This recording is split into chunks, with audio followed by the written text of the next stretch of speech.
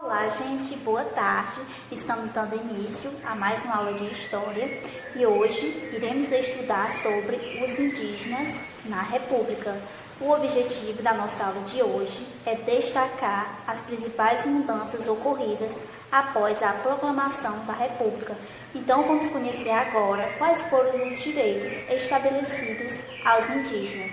Com a proclamação da República, ocorreu uma mudança importante na abordagem da questão indígena, onde a República ela não olhou para o indígena, e sim para as figuras como a de Tiradentes e a do Bandeirante. Tiradentes se opôs à monarquia e como a República ela precisava de um herói, Tiradentes foi o escolhido para simbolizar a jovem República.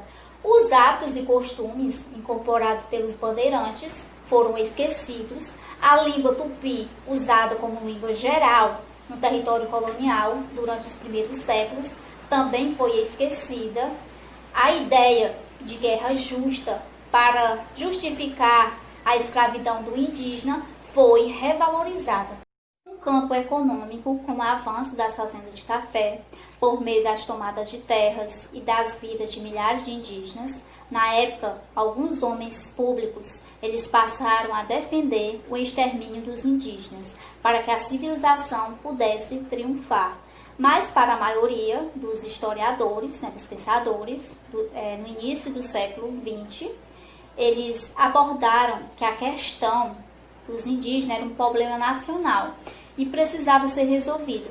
Então, por meio de debates, surgiram diferentes propostas. E uma dessas propostas, criadas pelo governo, foi o Serviço de Proteção aos Índios, SPI, que foi criado em 1910, que sua função era dar assistência aos indígenas. Foi a primeira vez que o governo brasileiro interferia na questão indígena. Marechal Cândido Rondon, ele foi convidado para dirigir o SPI, onde a principal meta do SPI era a integração total do indígena à nação brasileira. Então, Rondon, ele propôs os seguintes passos: atração, pacificação e civilização. A visão sobre o indígena ela esteve presente no Código Civil de 1916, que definia o indígena como ser incapaz. O marco legal sobre a questão do indígena, ela foi criada pela República através de uma lei que colocava o indígena sob tutela do Estado.